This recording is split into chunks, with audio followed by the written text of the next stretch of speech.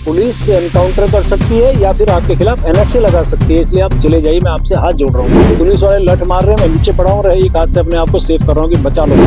मैं इस प्रदेश को आगे बढ़ाने में मेरे से जो योगदान जो मेरा हो सकता है मैं देने को तैयार हूँ।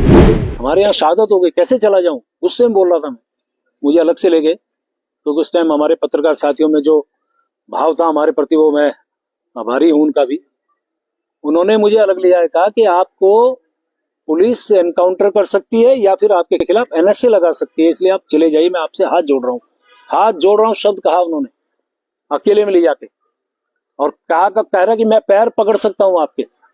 ये स्थिति है अब आपके और राजेंद्र शाह के खिलाफ। राजेंद्र शाह के बाद जो हमारे विधायक थे, फिर उनके खिलाफ, आज वो भी नहीं है, उनको भी श्रद्धांजलि दे रहा हूं, उनके खिलाफ फिर एनएसए लगी थी।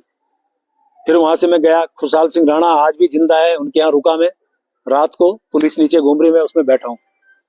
और उसके बाद मैं वहां से सुबह सुबह अपनी मोटरसाइकिल के साथ भागा, देखा तो यहीं पे ये जो आपका कांग्रेस भवन है, यहीं से वो बॉडी मुसरू से आई। तो यहाँ पे लोगों ने जाम लगाया, जैसे कैसे बॉडी को जो हरिद्वार तक अंत्येष्टि उनकी होनी थी, उनको भिजवाया। तो ये बहुत सारी घटनाएं। डॉक्टर मनोज जोशी जी आए थे डोयाला में, उनकी अरेस्टिंग नहीं होने दी, बहुत देर तक उनकी गाड़ी के आगे लेटा, बहुत सारी घटनाएं। तो मैं ये जो बातें बताई, इसका मतलब सिर्फ इतना है कि जिसने इस आंदोलन, इस उत्तराखंड को बनाने में अहम भूमिका निभाई, लाठियां खाई है। तो मेरे पास आज वो फोटो नहीं है, यदि वो फोटो तो मैं आज आपको दिखाता, कि वो फोटो आप देखते तो पुलिस वाले लठ मार रहे हैं, मैं नीचे पड़ा हूँ, एक हाथ से अपने आप को सेव कर रहा हूँ कि बचा लो। ऐसे मैं उस समय लाठियां खा रहा था संघर्ष के दौरान। तो आज ऐसे व्यक्ति को सिर्फ इसलिए उसको टारगेट बना जाए तो मुझे बोलने की आवश्यकता नहीं है। और मेरे जैसे एक आंदोलनकारी की बात को जिस प्रकार से तोड़ मरोड़ के पेश किया गया, चलिए, मुझे बड़ा दुख है, मैं बहुत आहत हूं आज कि ऐसी स्थिति में मुझे लगता है कि जिस प्रकार से माननीय धामी साहब, मेरे माननीय मुख्यमंत्री हैं, उनके कुशल नेतृत्व में मेरी सरकार बहुत अच्छा काम कर रही है, प्रदेश के सर्वांगीण विकास का काम कर रही है। और माननीय मोदी जी का तो क्या कहना, उनके तो आशीर्वाद से हमारा उत्तराखंड राज्य आज नित दूनी 4 गुनी प्रगति की ओर बढ़ रहा है।